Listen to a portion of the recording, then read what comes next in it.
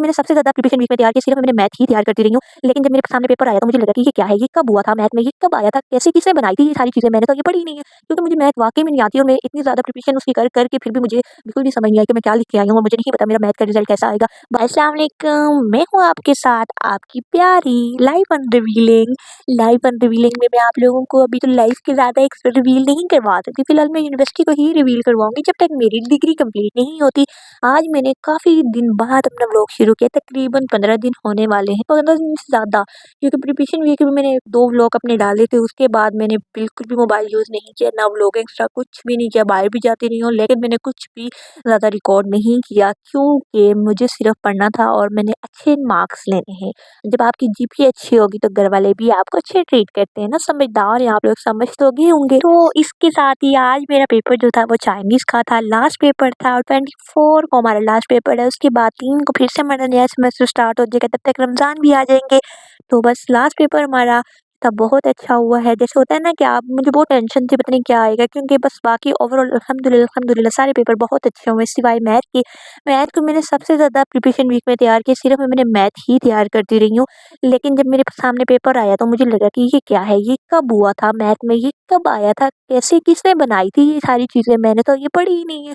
क्योंकि मुझे मैथ वाक़ई में नहीं आती और मैं इतनी ज़्यादा प्रिपरेशन उसकी कर के फिर भी मुझे बिल्कुल भी समझ नहीं आई कि मैं क्या लिख के आई हूँ और मुझे नहीं पता मेरा मैथ का रिज़ल्ट कैसा आएगा।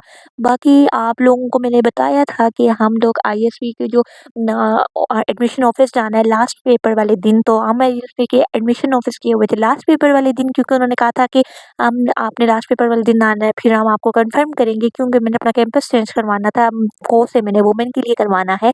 तो उनका हम हॉल वेटिंग एरिया में हम बैठे रहे तकरीबन 1 घंटा, उन्होंने हमें बिठाया और पहले उन्होंने बाद में बताया कि आपने एप्लीकेशन लिखनी है। पहले हम बैठे रहे और उनका जो वेटिंग एरिया था बहुत शानदार है, फँसाते ही तो यहाँ से हैं बंदे को, इतना शानदार वेटिंग एरिया दिखा के उसके बाद इतना टाइम लग गया। फिर हमें सोचते-सोचते कि एप्लीकेशन लिखनी कैसे है? मैंने तो बार-बार कह रही थी कि मुझे दे, मैं लिख दूँ, मुतबाना गुज़ारिश है, विद्या के कान में ख़ारिश है।